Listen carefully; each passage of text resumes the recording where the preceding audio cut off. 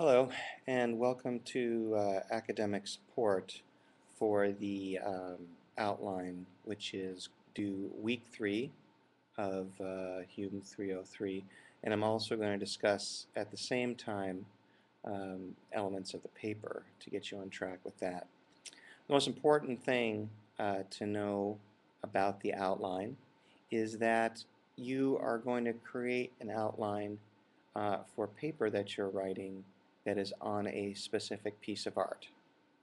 And what can be a little bit confusing in the requirements for the paper is that you're asked to select a piece of art from a genre or time period, such as Buddhism, etc., and then oftentimes students will get the impression that that's what their paper should be on, and that's not the case. You're looking at a genre or a time period as a guide to help you select a piece of art, but the main and primary focus of the paper is on a specific and singular piece of art. The best way to complete your outline and to have a successful paper is to download out from doc sharing the template that has been provided for you. It does two things. One, it provides you with 6 or 7 different talking points for the paper. So this ensures that everything's covered in the paper, and then also provides you with good structure. So first download that, and then basically you start filling in the blanks based on the topic that you've selected, such as the Mona Lisa or David, etc. What you need to know, a couple things, is first, as you're doing the outline, you need to put the sources that you're going to use in each specific section or talking point in the outline. So in parentheses, you can put, if you're using the source Smith 2006, you put Smith 2006 within that bulleted point in your outline, and then I'll know that you're using the source in that area. Now to sort of move on, also please don't forget to include your reference page that you handed in and perhaps modified with week 2. Included in that reference page will be your annotations. Never submit a reference page in this course without your annotations, and that includes, of course, your final paper. So now on to the course project itself. The course project itself is going to be 4 pages of pure content. So regardless of the title page, reference page, any other things that you might have, the course project is going to be 4 pages of pure content. 50% of those pages should be discussing that specific piece of art itself. The other pages can deal with background information, philosophy, impact issues, etc. But 2 pages or 50% of those pages of content should be on the piece itself.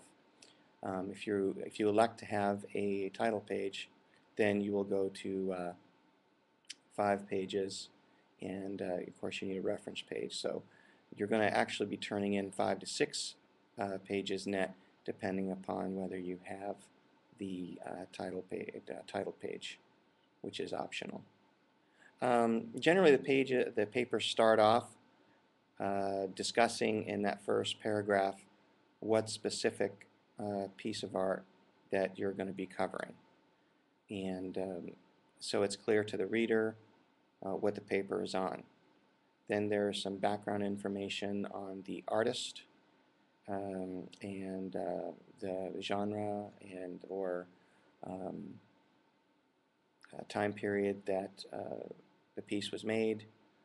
And then your 2 pages discussing the piece of art itself. You're also probably going to bounce the piece of art off of some other pieces in that era. So there is some context, and then finally you close the paper.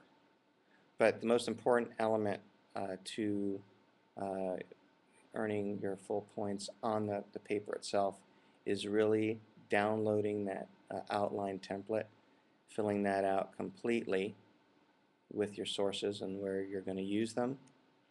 And then when you go to write the paper, you're simply just writing to those talking points. So if you do take the time to do a good outline, you're going to probably have a very easy go and do very well on the paper itself.